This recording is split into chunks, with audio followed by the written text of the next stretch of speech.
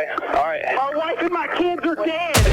Get everybody out here from my house. Wrongful convictions represent a grave miscarriage of justice, inflicting profound and often irreparable harm on the lives of innocent individuals. When such convictions involve allegations of domestic abuse, the consequences are particularly devastating. These cases often hinge on complex interpersonal dynamics and can be marred by false accusations, misinterpretations of evidence, and systemic biases. Let's have a look at some of the cases involving wrongful convictions for domestic abuse. Debra Milke.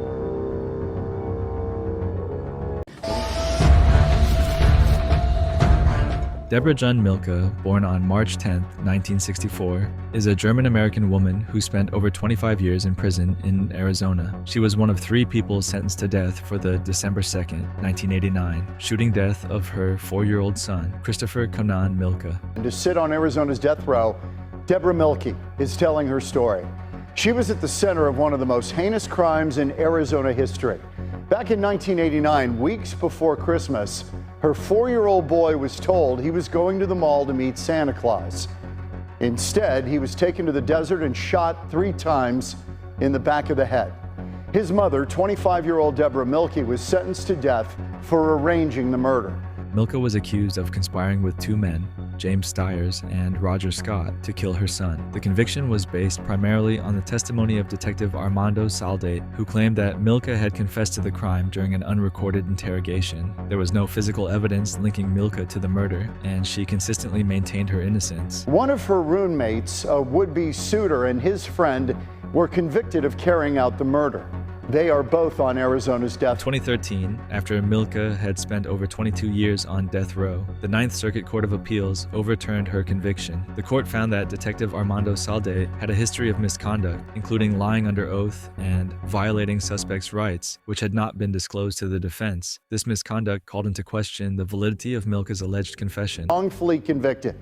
And the detective who claimed she confessed to the murder didn't record it. There were no witnesses to the confession, and he had a history of misconduct and lying. Milke was set free in 2013. Debra Milke also shared her story and how she was wrongfully convicted. I remember asking the detective, "Have you heard anything about my son?" And he just ignored me, as if I never asked the question. And then when he finally looked at me, "We found your son. He was murdered, and you're under arrest." Just like in one sentence. It was like such a blow. Debra also talks about her 22 years in prison and how she got the strength to survive. Amazed myself by the strength that I had to keep going, because there were days when I was so tired that all I wanted to do was go to sleep and hoped I never woke up. But innocent people don't give up. They don't. And right is right and wrong is wrong, and you just don't go down without a fight. I felt that if I gave up, that I was giving up on my son. In March 2013, a 3-judge panel of the United States Ninth Circuit Court unanimously overturned Debra Milke's conviction. In their ruling, the judges excoriated the conviction. Debra Milke was released on a $250,000 bond that September by Judge Rosa P. Meraz of the Maricopa County Superior Court. County Prosecutor Bill Montgomery unsuccessfully appealed the decision to the state Supreme Court, which blocked a proposed retrial. On March 23, 2015, all charges against Debra Milke were formally dismissed with prejudice by Judge Meraz. Debra Milke walked out of court as a free woman and tried to make no comments on the case. But when a reporter asked her if she ever wondered if this day would come, she replied, yes. Yes. Do you think this day would ever come? And Milke tried not to make any comments, but we followed her out. I asked if she ever thought that this day would come, and she looked directly at me and very confidently said, yes, I did know this day would come. Now here's some court video though from this morning when the judge entered an order of dismissal. Last year, a federal court overturned Milke's conviction, ruling prosecutors did not disclose a history of misconduct by a state investigator. Milke expressed profound relief and joy at her exoneration. Her reaction highlighted the deep personal toll of wrongful imprisonment and underscored the importance of transparency and accountability in the justice system.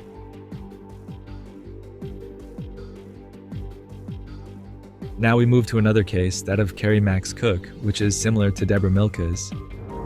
Kerry Max Cook.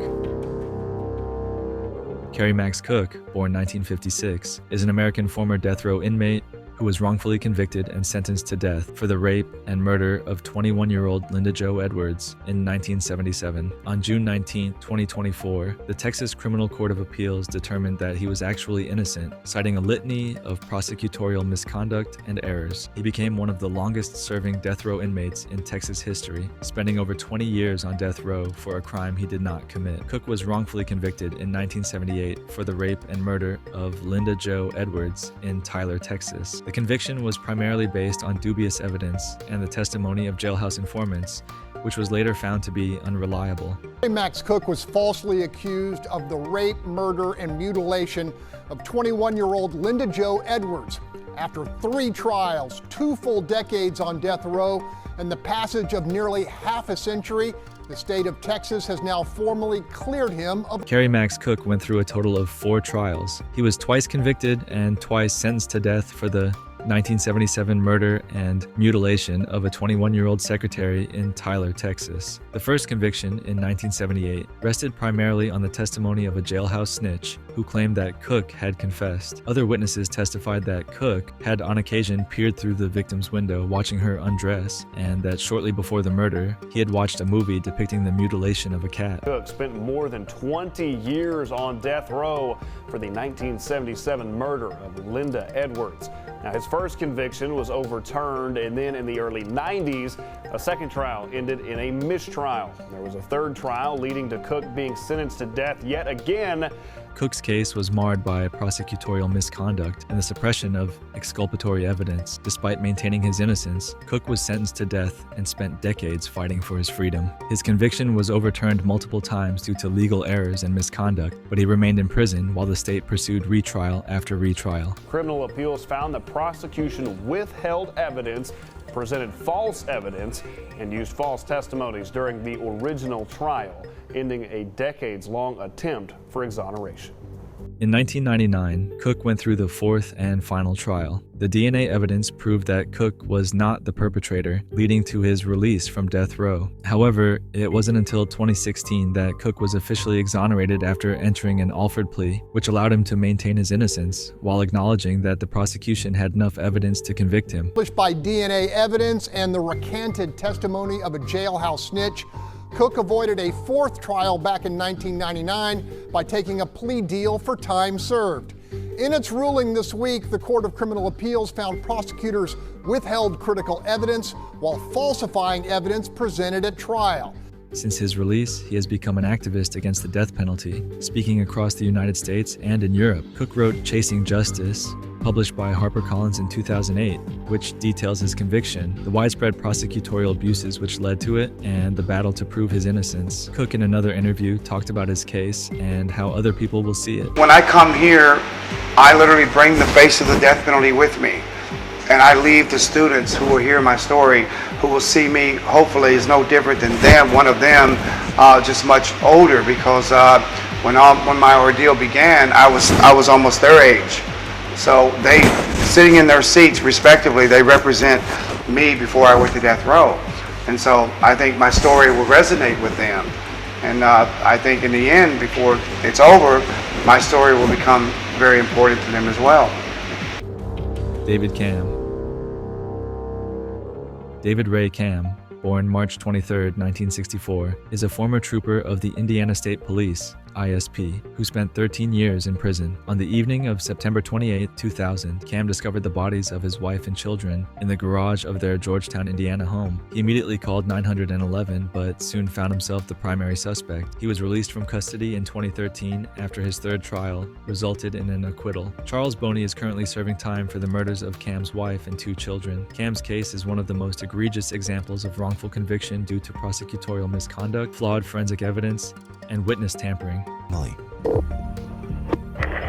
United States Police Radio, Patrice, can I help you? Patrice, it's Dave Camm. Let me talk to Post Command right now. Okay, he's on another line. Right now, let me talk to Post Command. Hold on. You're my only truth. I need you like water, like red light. Dave, get everybody everybody out here to my house now. Okay, all right. My wife and my kids are dead. Get everybody out here to my house. Go to Dave Camm's house now. Signal 10. Okay, David, we got people on the way, okay? Get everybody out here. Come here. Everything's going to be okay, all right? We're going to get people... Everything's not okay. Get everybody out here Okay, now. they're coming. Go to Dave Camm's house now. Okay. Do you know what happened, David? No, they're dead. I just got home from playing basketball. 4548 Salisbury. Oh my God, what am I going to do? Andrew, get everybody out. David, they're on their way right now, okay? I got everybody coming. Listen, I'm going to let you talk to Patrice while I get people coming. Across the street, I got to get some help. Okay, David, do you need an ambulance? Across to my parents' house. Do you need an ambulance? Get everybody out. I'm going. Do you need an ambulance? Go! Dave, he hung up. Camm was first convicted on March 17, 2002, and was found guilty. Due to this guilty verdict, David's family was furious. They're wrong! You all know they're wrong! You know they're wrong! Oh, God! 11 witnesses said he was at the basketball game. Camm's first conviction was overturned in 2004 due to the prosecution's misconduct, including the introduction of inflammatory and irrelevant evidence. He was retried in 2006, but was again convicted based on flawed forensic evidence. This conviction was also overturned in 2009 due to prosecutorial misconduct and improper evidence. It took 3 trials, 2 convictions overturned by the Court of Appeals before the truth finally came out and established David as totally innocent.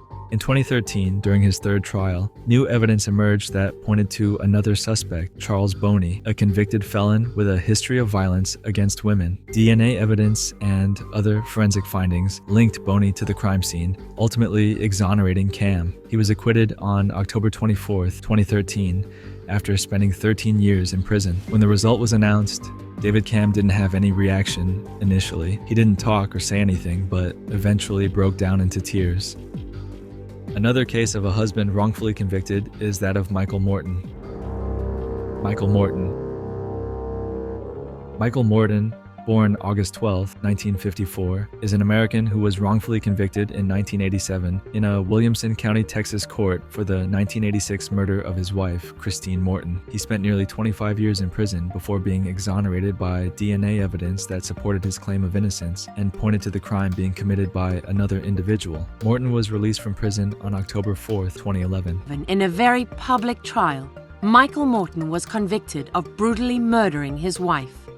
As he was led away to prison, he insisted he was innocent. I didn't do this. I'm sorry, what? I did not do this. Hardly anyone believed him. Until last year, when he was exonerated by DNA testing. On August 13th, 1986, Christine Morton was brutally murdered in their home. Michael Morton was arrested and charged with the crime, despite there being no physical evidence linking him to the murder. The prosecution's case relied heavily on the theory that Morton killed his wife after she refused to have sex with him. Morton consistently maintained his innocence, asserting that he was at work when the crime occurred. During the trial, Williamson County District Attorney Ken Anderson prosecuted Michael Morton. He told the jury Morton killed his wife because she wouldn't have sex with him. There was no murder weapon or direct evidence linking Morton to the crime, but Anderson argued persuasively that Morton was violent and unremorseful. It got sickening after a while to watch him cry at the wrong times, and he seemed only to cry for himself. Crucial evidence that could have exonerated Morton was withheld by the prosecution, led by District Attorney Ken Anderson. This evidence included a transcript of a conversation between Morton's son and his grandmother, in which the young boy stated that his father was not home at the time of the murder. Additionally, there were reports of a suspicious man seen in the neighborhood and a bandana found near the crime scene, which was not tested for DNA. Police report in which Christine's mother told investigators that her 3-year-old grandson, Eric, had witnessed the murder and described to her in detail how he saw a monster with a big mustache kill his mother. He hit Mommy, Eric says in the report. Was Daddy there? His grandmother asks. No, Mommy and Eric was there.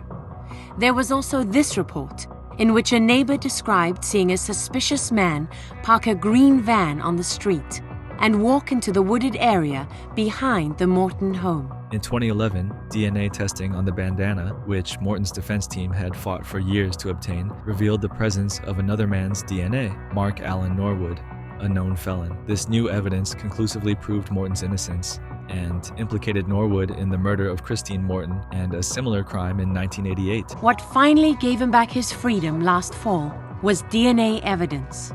After fighting the district attorney's office for 5 years, the Innocence Project won permission to do DNA testing on a bloody bandana found near the crime scene. On it, the lab found Christine Morton's blood and the DNA of a known felon, Mark Allen Norwood. Michael Morton was exonerated and released from prison on October 4th, 2011, after spending nearly 25 years behind bars. In court, Morton's reaction was a mixture of overwhelming relief. His emotional release highlighted the deep personal toll of wrongful imprisonment and the critical importance of prosecutorial transparency and accountability. My sympathies. You have my apologies. We don't have a perfect system of justice, but we have the best system that is available in the world. And you are released subject to the terms and conditions of the bond.